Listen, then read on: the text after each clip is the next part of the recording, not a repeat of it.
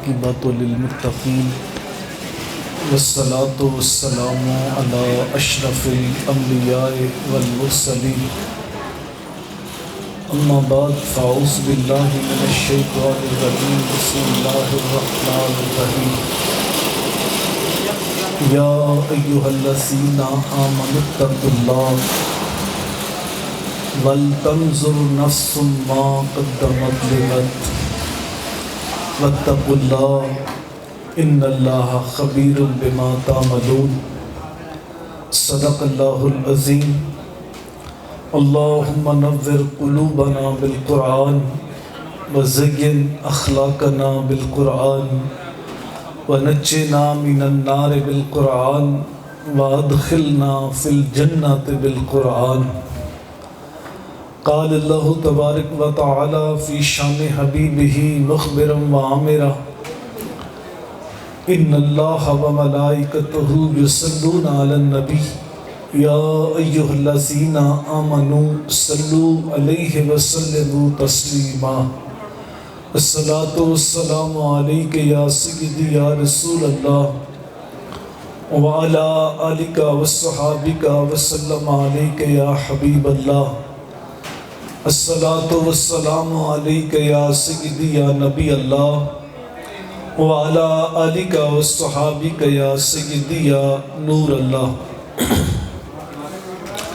تمام تعریف و توصیف اللہ جل مجدہ الکریم کی ذات بابرکات کے لیے جو خالق کائنات بھی ہے اور مالک شش جہات بھی، اور درود و اسلام حضور پر نور شافی یوم النشور نیر بطحا راستدار ما اوہا صاحب علم نشرہ سید انس و جان سرور لالا رخا ماہ خوباں شہنشاہ حسینہ احمد مجتبیٰ حضرت محمد مصطفیٰ صلی اللہ علیہ وآلہ وسلم کی بارگاہ میں ہدیہ نیاز پیش کرنے کے بعد معزز سامعین کرام، برادران اسلام، نہایت ہی واجب الاحترام ذی وقار علماء کرام، معزز محترم حاضرین و سامعین، السلام علیکم ورحمۃ اللہ وبرکاتہ۔ آج کی یہ تقریب سالانہ محفل برادر مکرم چودھری محمد احسن وڑائچ صاحب کے سال ثواب کے لیے منعقد کی گئی۔ چند لمحوں کے لیے کچھ باتیں آپ کے گوش گزار کرنی ہیں۔ اللہ تعالیٰ رہی ہے کہ اللہ تعالیٰ میری زبان پہ سچی بات جاری فرمائے اور سچ سن سنا کے مجھے اور آپ کو قابل عمل باتوں پہ عمل کرنے کی توفیق عطا فرمائے۔ قرآن مجید سے میں نے چند الفاظ آپ کے سامنے تلاوت کیے، ان کے ضمن و ذیل میں چند باتیں آپ کے سامنے رکھنی ہیں۔ ارشاد ہوا یا ایھا الذین آمنوا اتقوا اللہ، اے ایمان والو اللہ سے ڈر جاؤ، وَلْتَنْظُرْ نَفْسٌ مَا قَدَّمَتْ لِغَدٍ، اور ہر جان یہ سوچے کہ اس نے آنے والے کل قیامت کے لیے آگے کیا بھیجا۔ پھر فرمایا واتقوا اللہ، اللہ سے ڈر جاؤ، ان اللہ خبیر بما تعملون، بے شک اللہ تعالیٰ کو تمہارے سارے کاموں کی خبر ہے جو تم کرتے ہو۔ اس آیت کریمہ کے اندر عقیدہ آخرت کو بیان کیا گیا۔ ہمارے جو بنیادی عقائد ہیں وہ تین ہیں: عقیدہ توحید، عقیدہ رسالت اور عقیدہ آخرت۔ جتنے بھی الہامی مذاہب گزرے سب کے ہاں یہ تین عقائد بنیادی رہے۔ وقت گزرنے کے ساتھ ساتھ ان کے عقائد کے اندر ملاوٹ آ گئی. جیسے کہ جو یہودی ہیں اللہ کی ذات کو وہ بھی مانتے ہیں، لیکن عزیر علیہ السلام کو اللہ کا ہمارا قرآن ان لفظوں کے ساتھ بیان کرتا ہے کہ وہ یہ کہتے ہیں لن تمسنا النار الا ایاما معدودہ، ہمیں جہنم کی آگ نہیں چھوئے گی مگر گنتی کے دن. وہ کہتے ہیں پہلی بات تو یہ ہے کہ ہم جہنم میں جائیں گے نہیں، اگر ہم گئے تو چند دن جائیں گے، اور یہ وہ 40 دن ہیں جو موسیٰ علیہ السلام کوہ طور پہ تشریف لے گئے تو بعد میں ہمارے بڑوں نے بچڑے کی پوجا کی. اگر ہم جہنم میں جائیں گے تو وہ 40 دن جائیں گے. حالانکہ یہ عقیدہ عقل کی منافی ہے کہ جو جرم یہ کر رہے ہیں ان کی سزا ان کو نہیں ملے گی، اور جو جرم ان کے بڑوں کے ہیں ان کی سزا ان کو ملے گی. یہ عقیدہ عقل کی منافی ہے. اسی طرح جو عیسائی ہیں اللہ کی ذات کو وہ بھی مانتے ہیں، لیکن عیسیٰ علیہ السلام کو اللہ کا بیٹا کہتے ہیں، جبکہ اللہ تعالیٰ کی ذات اولاد سے پاک ہے، ماں باپ سے پاک ہے. تو ان کا عقیدہ توحید بھی ناقص ہوا اور عقیدہ رسالت بھی ناقص ہوا.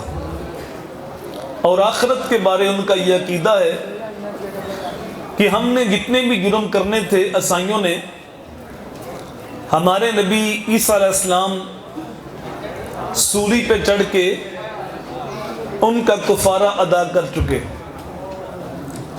وہ کہتے ہیں وہ اللہ کے لاڈلے نبی تھے، پیغمبر تھے، انہیں قتل کیا گیا، سولی دیا گیا. وہ تو معصوم عن الخطا تھے، تو وہ ہمارے گناہوں کا کفارہ ادا کر چکے ہیں. اس لیے ہم جو مرضی کریں ہمیں قیامت کے دن نہیں پوچھا جائے گا. ہمارا قرآن ان کے اس عقیدے کی نفی کرتا ہے وَمَا قَتَلُوهُ وَمَا صَلَبُوهُ، نہ انہیں قتل کیا گیا ہے اور نہ انہیں سولی دیا گیا ہے، بلکہ انہیں زندہ آسمانوں پہ اٹھا لیا گیا ہے. اور ہمارے عقائد کی کتابوں کے اندر یہ بات موجود ہے کہ قرب قیامت کو عیسیٰ علیہ السلام تشریف لائیں گے. دمشق کی جامع مسجد کے شرقی منارے سے آپ اتریں گے، حضرت امام مہدی کے پیچھے نماز ادا کریں گے، میرے نبی کا کلمہ پڑھیں گے، غیر مسلمین کے خلاف جنگ کریں گے، خنزیر کو قتل کریں گے، صلیب کے نشان کو توڑیں گے. نبی ہونے کی حیثیت سے نہیں، حضور کا امتی ہونے کی حیثیت سے دین مصطفیٰ کے فروغ کے لیے دن رات کوشش کریں گے. اور اس وقت اللہ تعالیٰ اسلام کو اس قدر شاندار فتح دے گا کہ دنیا کے اوپر کوئی غیر مسلم نہیں ہوگا، کوئی یہودی نہیں ہوگا، کوئی عیسائی نہیں ہوگا. مکان کی ہر چھت کے اوپر ایک ہی جھنڈا ہوگا اور وہ میرے نبی کا جھنڈا ہوگا. اقبال نے کہا تھا عام ملیں گے سینہ چاکانے چمن سے سینہ چاک، بس میں گل کی ہم نفس باد صبا ہو جائے گی. شبنم آفشانی پیدا کرے گی میری سوز و ساس، اس چمن کی ہر کلی درداش نہ ہو جائے گی. آنکھ جو کچھ دیکھتی ہے لب پہ آ سکتا نہیں، ماہوِ ہار تو ہوں کہ دنیا کیا سے کیا ہو جائے گی. شب گریزاں ہوگی آخر جلوہ خورشید سے، اور یہ چمن معمور ہوگا نغمہ توحید سے. ہر طرف اسلام پھیلے گا، اسلام کو اللہ تعالیٰ سرخروئی عطا فرمائے گا. اس کے بعد آپ شادی فرمائیں گے، آپ کی اولاد ہوگی، اس کے بعد آپ کی وفات ہوگی تو گنبد خضرا میں حضور کے قدموں میں آپ کی تدفین ہوگی. اسی طرح جو کفار مکہ تھے اللہ کی ذات کو وہ بھی مانتے تھے لیکن بتوں کو ساتھ اللہ کے شریک ٹھہراتے تھے۔ وہ کہتے تھے نظام بہت بڑا ہے، اکیلا خدا چلا نہیں سکتا، تو یہ بت ساتھ معاونت کرتے ہیں۔ اسی طرح نفس رسالت کے بھی وہ قائل تھے، یہ نہیں کہتے تھے کہ رسول کوئی نہیں ہوا، وہ کہتے رسول ہوئے ہیں لیکن حضور کے ساتھ جو رسالت کا انتصاب تھا اس کا وہ انکار کرتے تھے کہ لست مرسلہ، آپ رسول نہیں۔ لیکن تیسرا جو آخرت کا عقیدہ تھا اس کا وہ ڈٹ کے انکار کرتے تھے، کہتے تھے کیسے ہو سکتا جب ہم مر جائیں گے ہماری ہڈیاں مٹی میں مل جائیں گی، گودا ختم ہو جائے گا، تو یہ دوبارہ کیسے اٹھیں گی؟ نضر بن حارث، ابو جہل اور دیگر لوگ قبرستان جا کے وہاں سے ایک بسیدہ ہڈی لے کے آ گئے اور حضور صلی اللہ علیہ وآلہ وسلم کے سامنے اس ہڈی کو اپنے ہاتھ سے مسلا۔ جب اس کے ذرے نیچے گرے تو کہنے لگے کہ انہیں دوبارہ کون اٹھائے گا؟ اللہ تعالیٰ نے سورہ یاسین کے آخر میں ان کی اس حرکت کو بیان کیا اور دو ٹوک جواب دیا۔ اللہ تعالیٰ فرماتا ہے کہ اپنی تخلیق کو بھول گیا، ناسی خلقہ، یہ بھول گیا کہ وہ پیدا کیسے ہوا تھا، اور آج ہمارے لیے کہاوتیں بیان کرتا پھرتا ہے۔ کیا کہتا ہے؟ قَالَ مَنْ يُحْيِي الْعِظَامَ وَهِيَ رَمِيمٌ، کہتے ہیں گلی سڑی ہڈیوں کو کون اٹھائے گا جب یہ ریزہ ریزہ ہو جائیں گی؟ دو ٹوک اللہ تعالیٰ نے جواب ارشاد فرمایا، قُلْ يُحْيِيهَا الَّذِي أَنشَأَهَا أَوَّلَ مَرَّةٍ، حبیب ارشاد فرما دو ان ہڈیوں کو وہی اٹھائے گا جس نے پہلی مرتبہ زندگی عطا فرمائی تھی۔ جب ہڈیاں بھی نہیں تھیں تو جس رب نے ایک قطرے سے انسان بنا دیا وہ ہڈیوں کو جوڑ کر دوبارہ بھی انسان بنا دے گا۔ جب اس کا کوئی مادہ ہی نہیں تھا، کوئی حیولہ ہی نہیں تھا، حتیٰ کہ ذکر تک نہیں تھا، هل أتى على الإنسان حين من الدهر لم يكن شيئا مذكورا، جب اس کا ذکر تک نہیں تھا تو جس رب نے ایک قطرے سے انسان بنا دیا وہ ہڈیوں کو جوڑ کر دوبارہ بھی انسان بنا دے گا۔ اللہ اکبر۔ تو آخرت کا جو تصور اسلام نے ہمیں دیا ہے، سچا سچا وہی عقیدہ ہے کہ ہم جو کچھ کر رہے ہیں اللہ تعالیٰ کی علم میں ہے، اس کے باوجود فرشتے بیٹھے ہیں، موت برحق ہے، آج تک کسی نے موت کا انکار نہیں کیا۔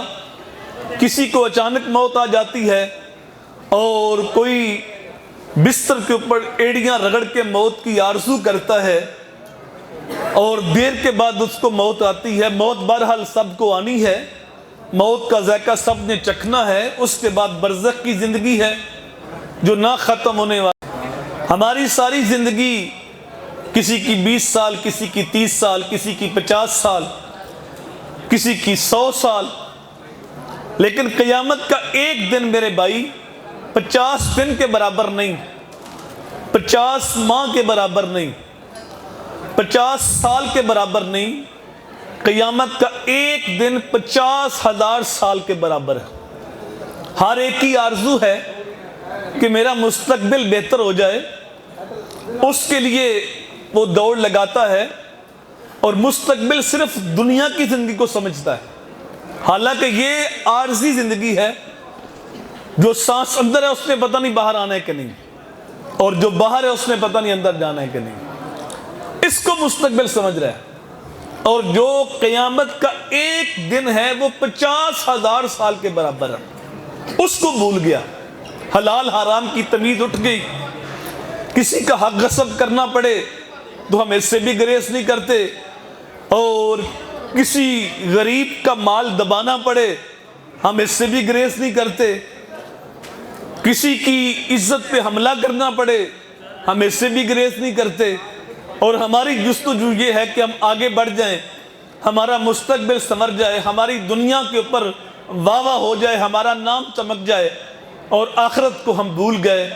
میرے رب نے آخرت کی فکر کرتے فرمایا یا ایھا الذین آمنوا اتقوا اللہ، اے ایمان والو اللہ سے ڈر جاؤ، وَلْتَنْظُرْ نَفْسٌ مَا قَدَّمَتْ لِغَدٍ، اور ہر جان یہ سوچے کہ اس نے آنے والے کل قیامت کے لیے آگے کیا بھیجا۔ اللہ نے قیامت کو بھی کل کہا ہے۔ مولا کائنات سے کس نے پوچھا تھا قریب کیا ہے اور قریب تر کیا ہے؟ تو مولا کائنات نے فرمایا قریب قیامت ہے، قریب تر موت ہے۔ ہم تو موت کو بھولے ہوئے، لیکن اللہ نے قیامت کو بھی کل کہا ہے کہ ہر جان یہ سوچے، اپنا محاسبہ کرے، اپنے اندر اترے، صرف قرآن کی آیتوں کو اوپر سے دیکھے نہ، غور و تدبر کرے کہ میں نے آخرت کے لیے تیاری کیا کی ہے۔ اگر اچانک موت آ گئی تو میرے پلے کیا ہے؟ یہ اٹھتے جنازے، یہ پھیلی ہوئی قبریں، یہ ہارٹ اٹیک، یہ بم دھماکے، یہ جنگی صورتحال، یہ کرونا وائرس، یہ زلزلے، یہ سیلاب، کوئی پیغام ہے ہمارے لیے؟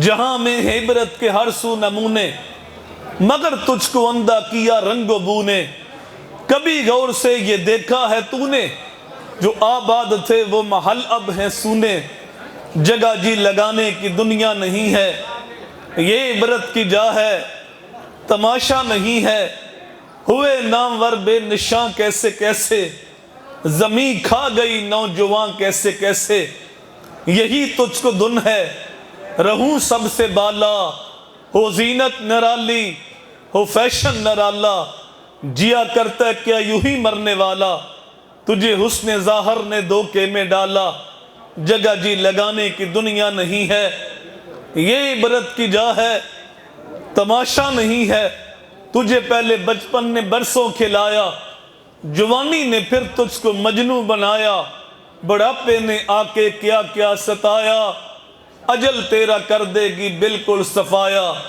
جگہ جی لگانے کی دنیا نہیں ہے، یہ عبرت کی جا ہے تماشا نہیں ہے۔ صحاح کی حدیث ہے، میرے حضور نے فرمایا قیامت کے دن اللہ تعالیٰ ابن آدم کو اپنے سامنے سے ہٹنے نہیں دے گا جب تک اس سے 5 سوال نہ کر لے۔ میں اور آپ غور کریں، جب یہ 5 سوال کیے جائیں گے تو ہمارے پاس جواب کیا ہوگا؟ پہلا سوال یہ ہوگا کہ بتا تو نے زندگی کیسے گزاری؟ میری زندگی آپ سے مخفی ہے، آپ کی زندگی میرے سے مخفی ہے، لیکن ہم اپنے آپ کو جانتے ہیں۔ کسی کی زندگی 20 سال گزری، کسی کی 30 سال گزری، کسی کی 50 سال۔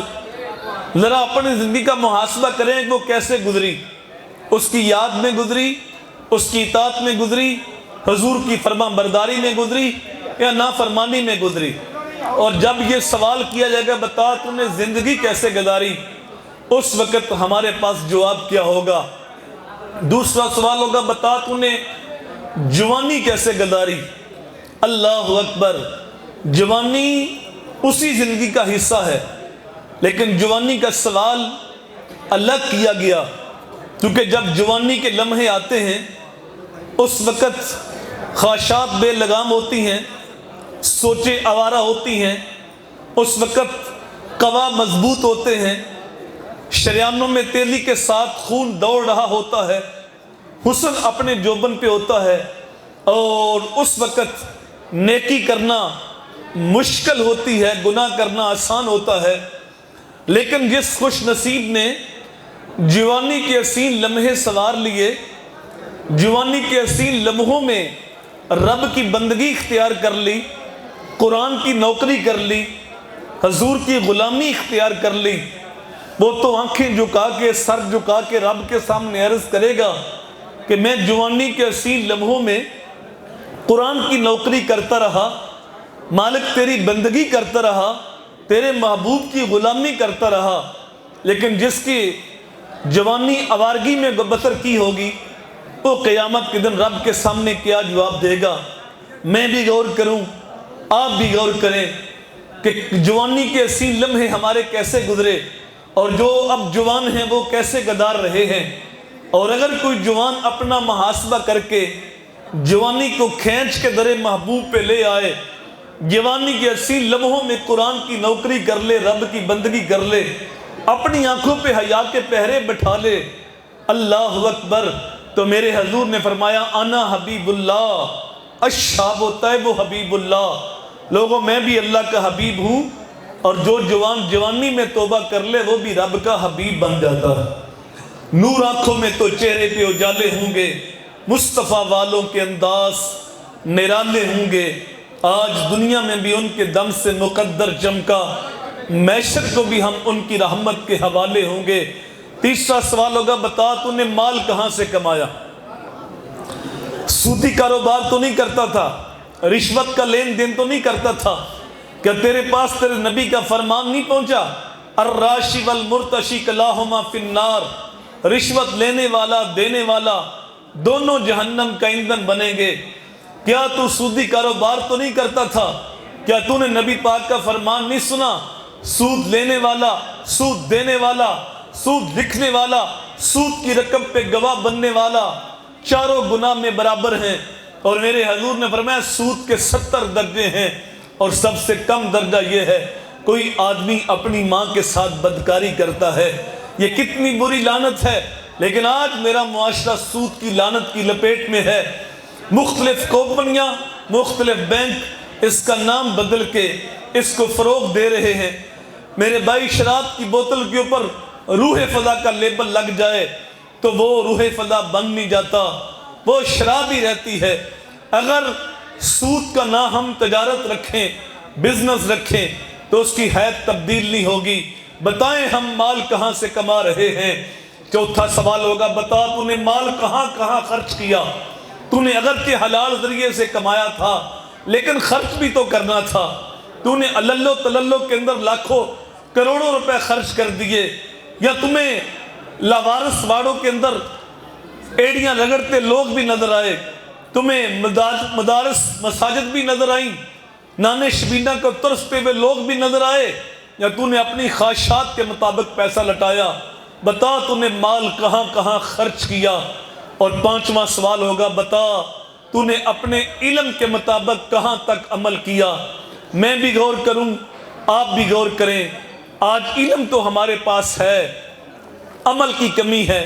آج کس کو نہیں پتا نماز پڑھنی چاہیے؟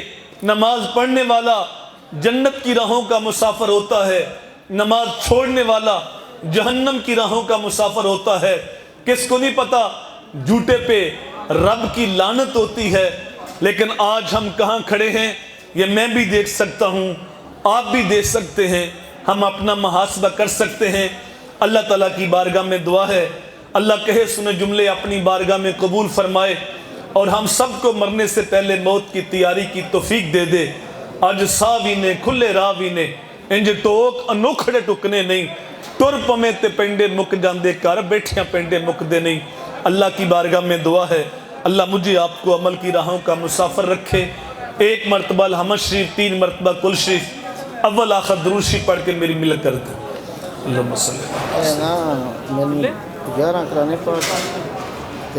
انبیاء صلی اللہ علیہ وآلہ وسلم کی بارگاہ میں نذرانہ پیش کرتے قبول و منظور فرما۔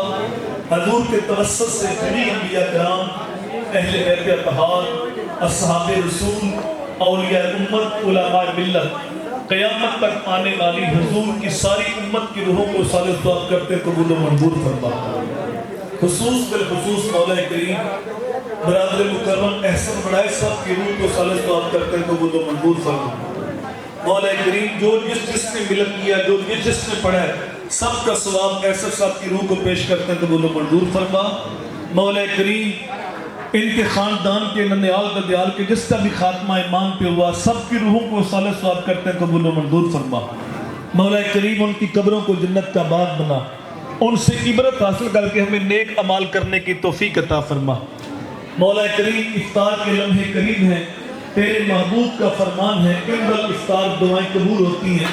اتنے لوگوں کی آمین کے ساتھ تیری بارگاہ میں دعا ہے ہم سب کا خاتمہ ایمان پہ فرما۔ اس کا میرے ملک کے چپے چپے کی خیر فرما، ملک کی سرحدوں کی حفاظت فرما۔ اے اللہ جو ملک دشمن ہیں ان کے ناپاک ارادے خاک کے اندر ملا دے۔ اے ہر علت، ہر قلت، ہر ذلت سے رہائی دے، اپنے پاک نبی کے در کی گدائی دے، آنے والوں کو قدم قدم پہ برکتیں عطا فرما، جس جس کی جو جو دعا ہے اے اللہ تو سب کو جانتا ہے، سب کو شرف قبولیت عطا فرما۔ صلی اللہ تعالی علی رسول خیر خلقہ محمد و آلہ و صحابہ اجمعین برحمتک یا ارحم الراحمین۔